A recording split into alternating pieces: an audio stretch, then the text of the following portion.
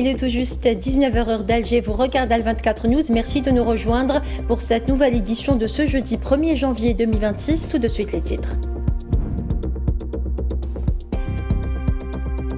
En Palestine occupée, le bilan s'alourdit à 71 271 martyrs et 171 233 blessés. Et en cette nouvelle année 2026, quel espoir pour les déplacés de Khan Younes.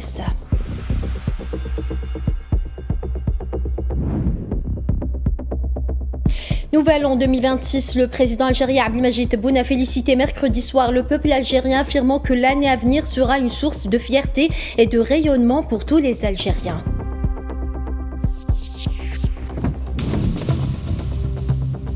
La Somalie assumera officiellement la présidence tournante du Conseil de sécurité de l'ONU à compter de ce mois de janvier, succédant à la Slovénie. Les détails dans ce journal.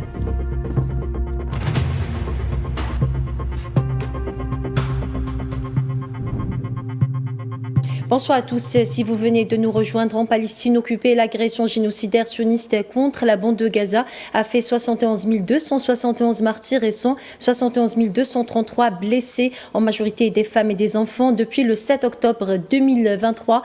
Selon un nouveau bilan communiqué ce jeudi par les autorités sanitaires palestiniennes, les corps de 2 martyrs ainsi qu'un blessé ont été transférés vers les hôpitaux de Gaza au cours des dernières 24 heures, a indiqué la même source, notant que les corps de nombreuses victimes se trouvent encore sous les décombres. Il est à noter que depuis l'entrée en vigueur du cessez-le-feu le 10 octobre dernier, 416 Palestiniens sont tombés en martyrs et 1153 autres ont été blessés, tandis que les corps de 683 martyrs ont été récupérés, ajoute la même source.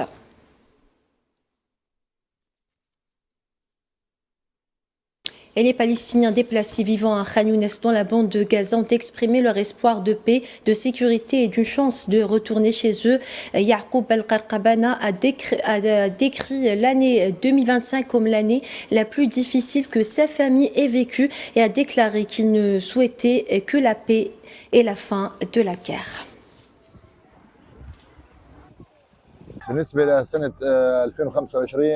L'année 2025 a été la plus difficile. Nous n'avons connu ni bonheur, ni paix intérieure, ni soulagement. Vous avez vu ce qui nous est arrivé pendant le froid hivernal. Les gens ont souffert et ne savaient pas où aller. Nous souhaitons vivre en sécurité. Nous sommes pour la paix. Par contre, nous n'aimons pas les guerres. Et nous n'en souhaitons pas. Demandez à n'importe quel enfant ici ce qu'il préfère. Nous aimons la paix.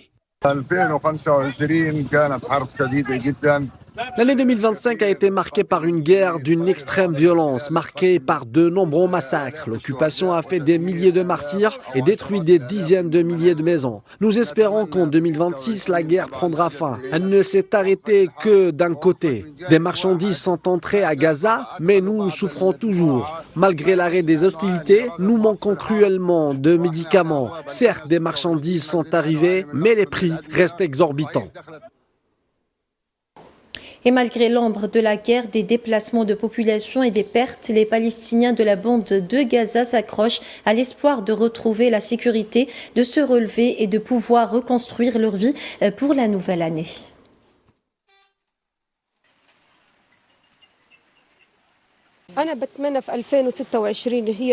J'espère que 2026 me dédommagera de toutes les pertes subies pendant les années de guerre. Je souhaite reconstruire ma maison, rouvrir mon restaurant et voir mes enfants retourner à l'école après avoir été privés de leur droit fondamental à l'éducation. J'espère que nos vies pourront retrouver leur cours normal.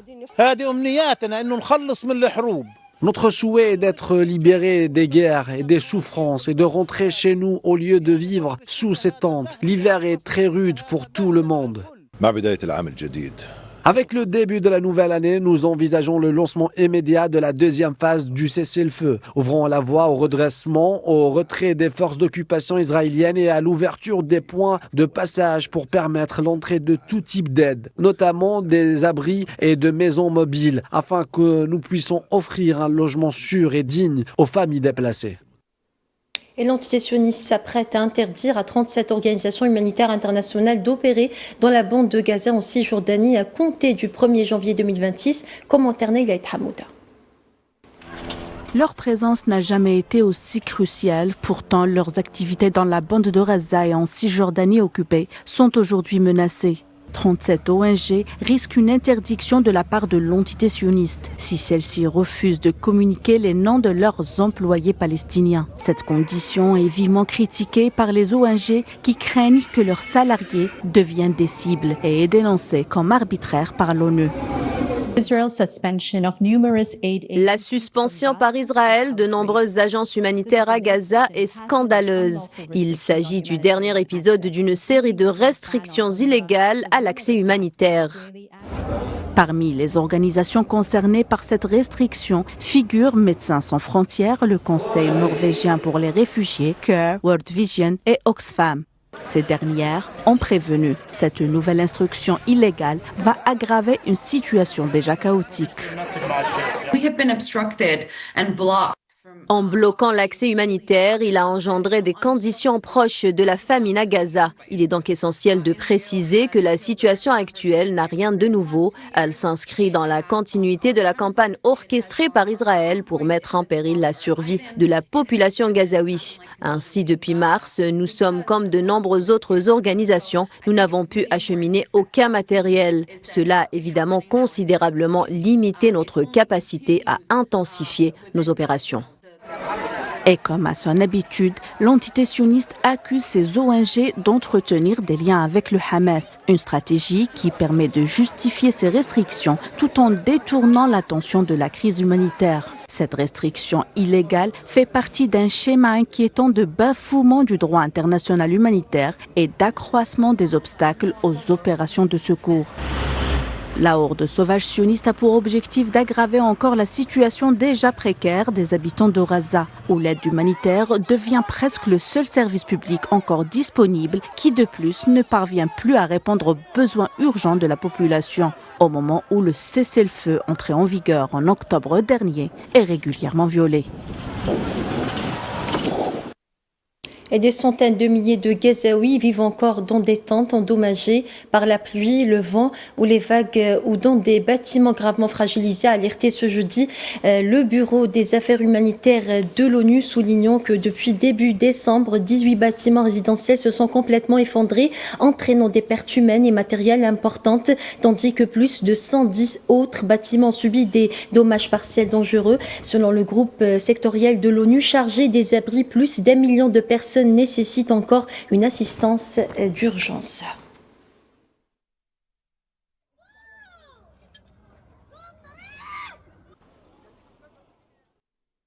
Et le secrétaire général des Nations Unies, Antonio Guterres, a condamné mercredi l'adoption par le Parlement sioniste d'amendements à une loi visant à suspendre les activités de l'Agence de l'ONU pour les réfugiés palestiniens, estimant qu'il vise à affaiblir encore davantage sa capacité d'action.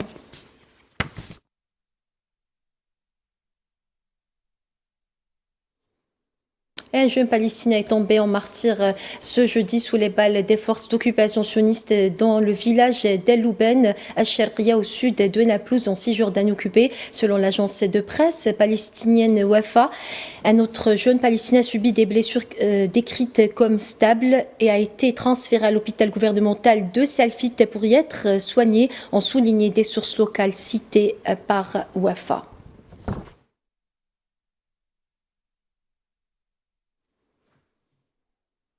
Et des dizaines de milliers de personnes ont manifesté ce jeudi à Istanbul, en Turquie, en soutien à Gaza, appelant à la fin des violations dans l'enclave palestinienne ravagée par 2 ans d'agression sioniste génocidaire.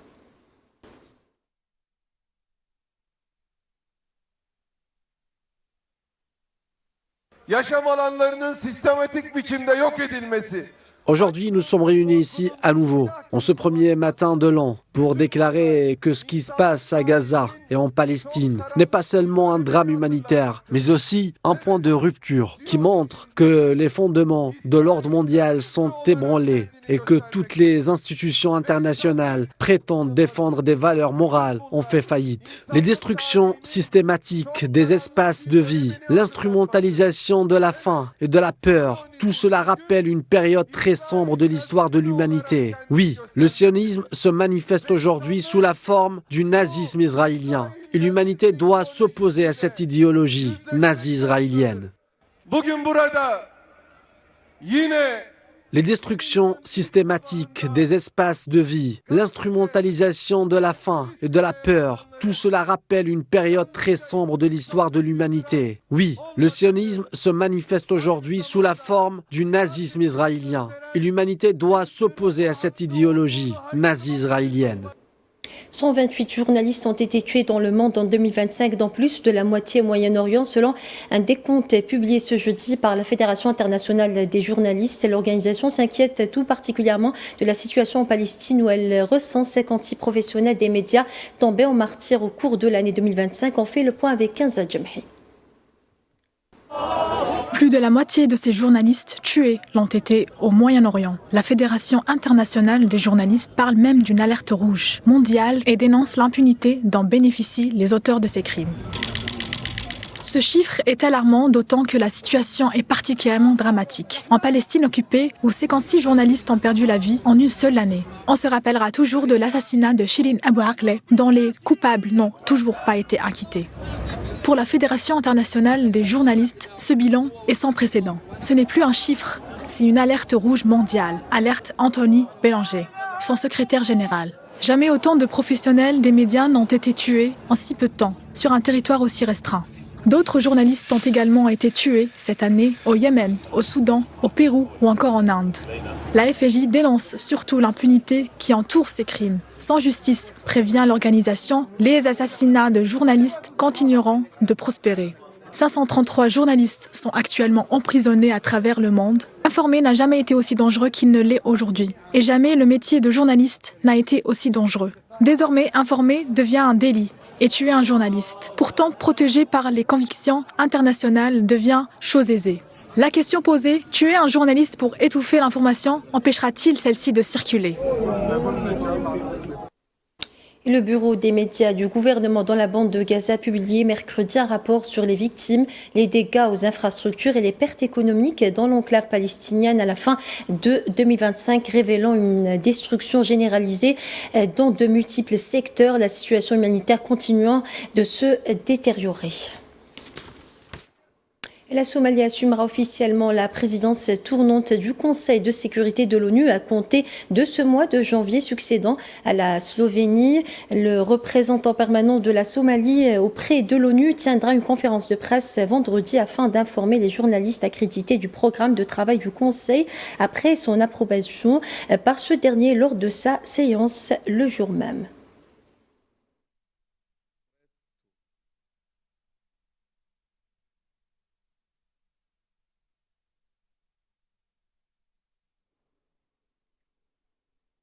Et le président algérien Abdelmajid Tebboune a félicité mercredi soir le peuple algérien à l'occasion du Nouvel An 2026, affirmant que l'année à venir sera une source de fierté et de rayonnement pour tous les Algériens grâce aux réalisations accomplies et aux sacrifices consentis dans divers domaines afin que l'Algérie accède en toute quiétude au rang des pays émergents. أيتها المواطنات أيها المواطنون أتوجه إليكم ونحن نستقبل العام الجديد 2026 بتهاني الحارة بموفور الصحة والعافية للجميع والهناء والسؤدد لوطننا المفدى. سيكون العام الجديد إن شاء الله فخرا ورفعة لكل الجزائريات والجزائريين بما حققته سواعد الرجال وتضحياتهم في مختلف الميادين لتبلغ الجزائر مصاف الدول الناشئة بكل أمان. وأجدد لكل جزائرية ولكل جزائري داخل الوطن وخارجه تهاني القلبية بالعام الجديد، دون أن ننسى أهلنا في فلسطين المحتلة، متمنيا نهاية الجرائم الصهيونية ضدهم والعودة إلى حياة عادية في الضفة وغزة والقدس. دامت الجزائر حرة أبية شامخة. المجد والخلود لشهدائنا الأبرار. والسلام عليكم ورحمة الله تعالى وبركاته. Au Soudan, la situation ne cesse de se détériorer. Plus de 40 hôpitaux et 244 centres de santé à Khartoum endommagés suite au conflit actuel au Soudan ont repris leur activité, a indiqué ce jeudi un groupe médical local. Le réseau des médecins soudanais a précisé dans un communiqué que ces structures figurent parmi 120 hôpitaux et 288 centres de santé ayant subi des dégâts lors des combats opposant l'armée soudanaise aux forces de soutien rapide à Khartoum.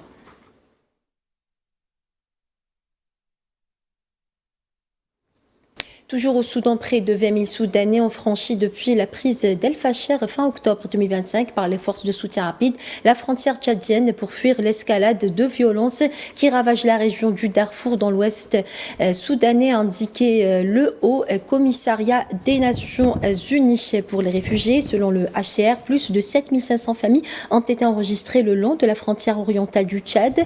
Entre le 22 et 28 décembre 2025, 1900 personnes supplémentaires sont entrées dans le pays depuis le Soudan, un chiffre proche de la moyenne hebdomadaire observée durant le mois de décembre.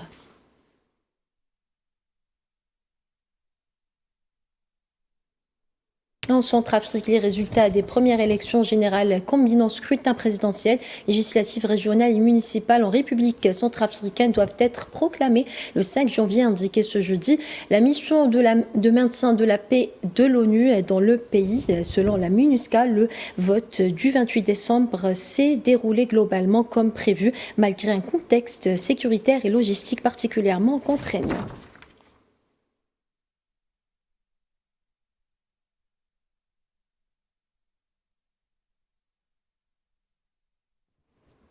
Et le gouvernement de la République démocratique du Congo a annoncé mercredi qu'une intensification des combats dans l'est du pays, notamment dans la province du Sud Kivu, avait fait plus de 1500 morts parmi les civils depuis début du mois de décembre. Les autorités indiquent que plus de 500 000 personnes ont été contraintes de fuir leur localité en raison des affrontements et de l'insécurité persistante.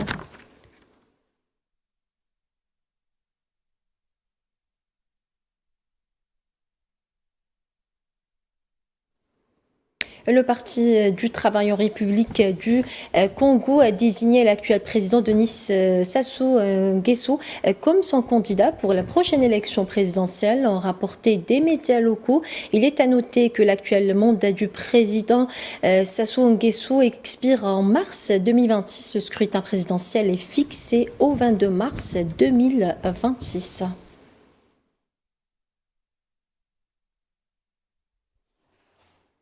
Et en Suisse, de nombreuses personnes ont été tuées et blessées dans la nuit de mercredi à jeudi dans un incendie survenu durant les festivités du Nouvel An. Pour plus de détails, voici un sujet signé Safwan Ben Sabri.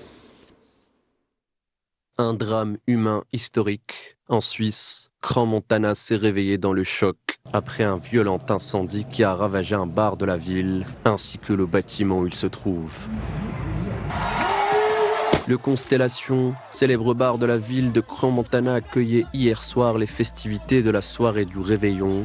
Et vers 1h30 du soir, une bougie festive placée sur une bouteille est portée à proximité du plafond. Et là, c'est le drame. Soudainement, le bar a été envahi par un très gros nuage de fumée noire. Les survivants déclarent qu'ils n'arrivaient plus à respirer, les issues étaient bloquées. Certains ont alors l'idée de casser une fenêtre à coups de pied. Ce sera leur salvation. Tous n'ont pas eu cette chance. Le bilan s'élève pour l'heure à une 40aine de morts et plus de 150 blessés.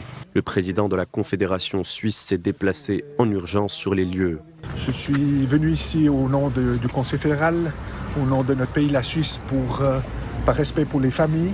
Nous sommes en pensée avec les familles qui sont dans l'angoisse. Certaines ne savent pas encore si leur enfant est décédé. Certains sont à l'hôpital dans des situations difficiles. Et nous allons tout entreprendre pour que tout se passe le plus rapidement et le plus efficacement possible. Mais aujourd'hui, nous sommes vraiment en pensée, en prière avec toutes celles et ceux qui ont vécu ce drame. Il a par ailleurs annoncé une mise en berne des drapeaux du palais fédéral pour une durée de 5 jours. Et au Royaume-Uni, le nombre de migrants arrivés sur les côtes britanniques en 2025 a atteint 41 472, révèlent les statistiques du gouvernement britannique publiées ce jeudi. Le gouvernement britannique a annoncé une série de mesures restrictives en matière d'immigration et de droit d'asile, alors que les demandes d'asile ont atteint un niveau record, plus de 100 000 sur la période octobre 2024.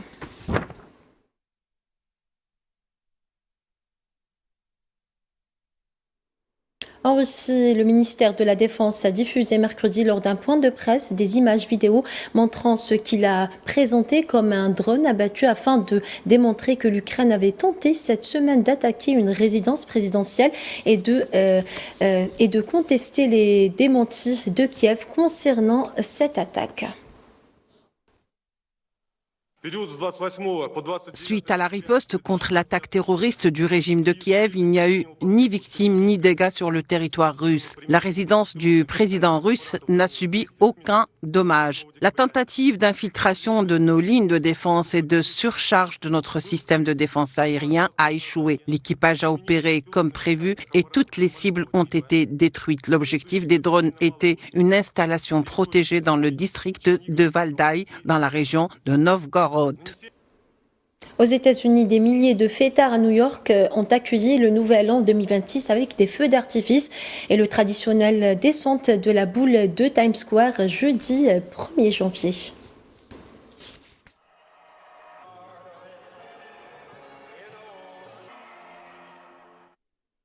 Et toujours dans le même contexte, au Royaume-Uni a accueilli le Nouvel An avec un feu d'artifice et des projections lumineuses. Des milliers de personnes se sont massées sur les rives de la Tamise, comme le montrent ces images.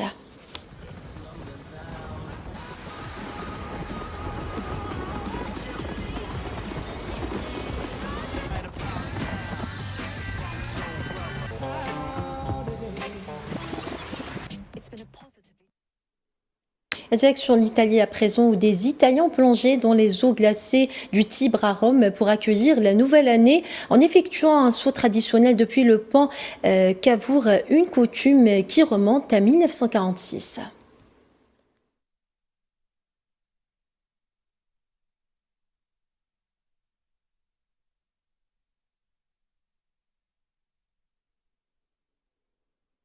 Et la Bulgarie, membre de l'Union européenne, a célébré son entrée dans la zone euro jeudi 1er janvier avec une exposition de pièces en euros sur la façade de la Banque centrale de Sofia et un feu d'artifice pour fêter une étape attendue de longue date.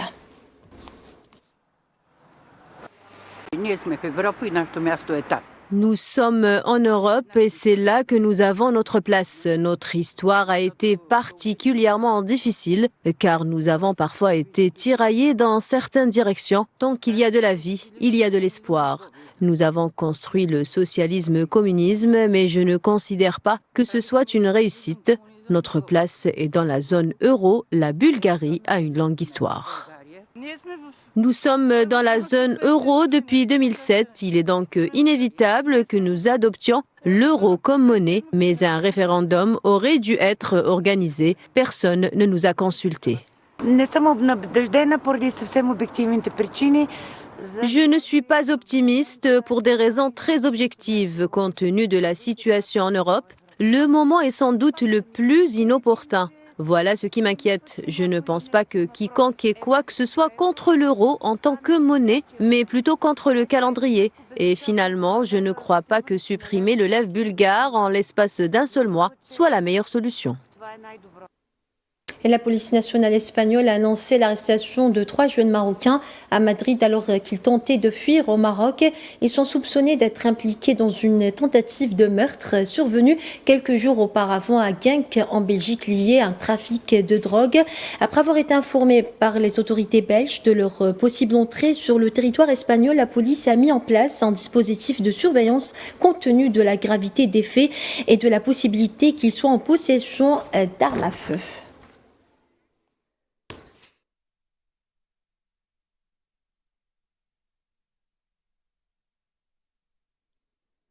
Et voilà, c'est ainsi que s'achève cette édition. Merci à vous de votre fidélité. Excellente suite des programmes sur Al24 News et à demain. Tout de suite, retrouvez Tinine El Makassi pour votre émission L'Échiquier International.